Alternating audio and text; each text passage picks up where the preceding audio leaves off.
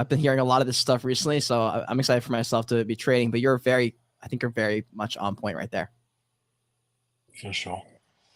All right, and then we've got Ethereum, our good friends Ethereum. They've given a full date for the Shanghai update. For those of you that don't know, this will allow people who stake to finally withdraw. They have said that it's not going to be immediate that you can withdraw your full amount. But the date that they've been given now, the official date is the 12th of April. We do know with Ethereum and with these roadmap items on the Ethereum side, they often do miss their dates. However, the date for now has been set for the 12th. And yeah, this is, people have been worried short term what it will do to Ethereum, because a lot of people who had their money staked that was locked, they weren't able to touch it, can now touch it.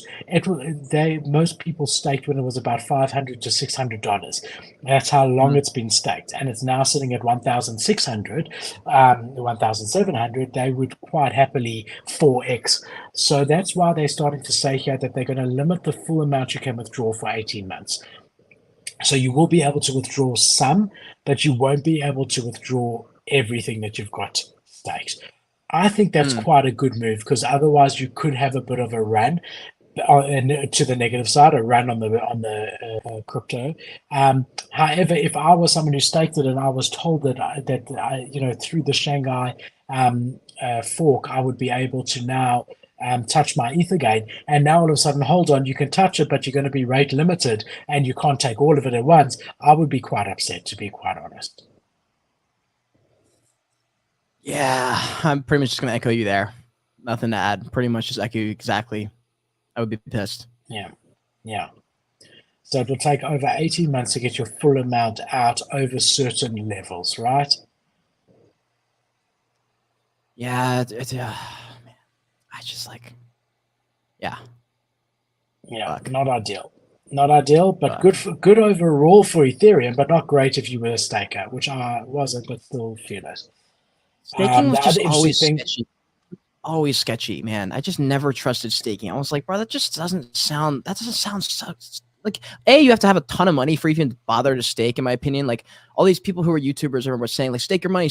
I'm like, bro, you're talking to people stack, like, they're going to stake what, $1,000 for what, $30 of worth of staking? I mean, it's not even worth it at that point. Like, if you got $100,000, it's different. But for most people, if you're not rich, staking is just not really worth it, in my opinion. I don't know. That's just maybe that's just my thoughts, but I don't know.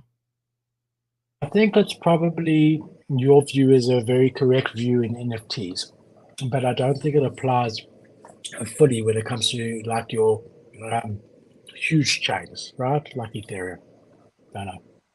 But if you have like $1,000 ETH and you're making what, pretend it's 9% a year, like Voyager had with USDC, like $100, like, it's just not worth risking, in my opinion, with the staking if you don't have enough money to stake. Like, bro, that's just for me. Like, that's basically the attitude I took. I was like, I'm not going to stake. I don't have enough money sitting in here for it to be worth the risk of being staked. Yeah, but if you did have enough money and interest rates were 0%, and so effectively, if you had $1 million and you put that in the bank, you would have $1 million. But the US dollar is worth, inflation's 4%, the US dollar is worth 4% less. So you're actually losing money by having it sitting in the bank. Whereas if you put it here, you could get 5, 10 guaranteed percent return.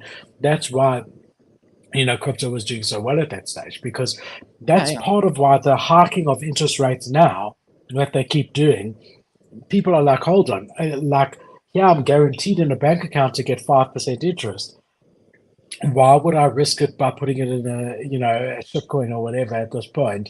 Whereas before it was worth the risk because you'd get nothing by having it in the bank, But it's still a question of how much money you have. It's worth it if you have $1 million. It's not worth it, in my opinion, if you have 1,000, no matter what it is. Like, even if it's 20%, with $1,000, you're risking. You're only like, it means you don't have that much money if that's how much you're risking. If you have $1 million, of course it's worth to risk at 5% because it's not worth sitting in a bank. Like, in my opinion, I think you're absolutely right. But for smaller fish, dude, like, just use that money and try and learn skills so you can get better at making money, so you can just make more money and then use that money to make more money. And like, that's just the way I've built, and it's worked for me. I agree. I think crypto is a rich man's game. I don't think the average person out there should be delving in it. It's high risk. unless you know exactly what you're doing and are sitting in front of your computer all the time. I mean, yeah, USDC was safe. It's a stable coin, you know, in your mind. You go to Yeah, bed, you wake up, and your $1 is now worth 88 cents. dude. It's Yeah. like, what the fuck? You know, you got to literally be plugged into it all the time, and you got to be able to write that money off if it goes to zero. So for the average guy who's still, you know, paying rent and whatever, this is not the game for them. Maybe have a tiny, tiny bit of your savings in a high risk asset like crypto, but we've always said the same thing, you and I. This Mm. isn't to be used. Don't take your rent money and use it for stuff like this. Really. And people need to hear that, by the way. Like everyone knows that, but how many of y'all are actually applying that? It took me a while before Philip grained in my head because I was like, yo, like I got a little bit extra money, but like I know I got to pay rent later and do this other thing, but like this NFT, he's like, no. Do like use that money for living because you need to keep the lights on. That way you can buy the NFT later. He's like, you buy the NFT now, you risk not being able to keep the lights on. And I was like, God damn it. Fuck. He's right. God damn it. No, like I don't want it to be true. And there's a lot of people who are in that boat. I don't want it to be true. So I'm just going to buy the NFT anyway. It's a very risky game to play. We're not a liquid. It's not always liquid what you're buying, you know? Yeah. I mean, I remember a couple of things growing up. I remember when Bianca and I met, I never used to spend money on much at all. I was wearing the same clothes as before. She said to me, like, and she loved me for me. And she says to me, let's go shopping. Like, your shirts all have holes in them. I'm like, yeah, who cares? You know, it's just a shirt. I'm trying to pay off my this and my that and my that. I had a friend before Bianca's time, close friend of mine, and I went to university after school, so I didn't have as much time to make money because I was studying. I did have two jobs at the time. I worked as you know, as a supplement guy in the pharmacy. I worked as a waiter before that, and then I started Perkel in the background.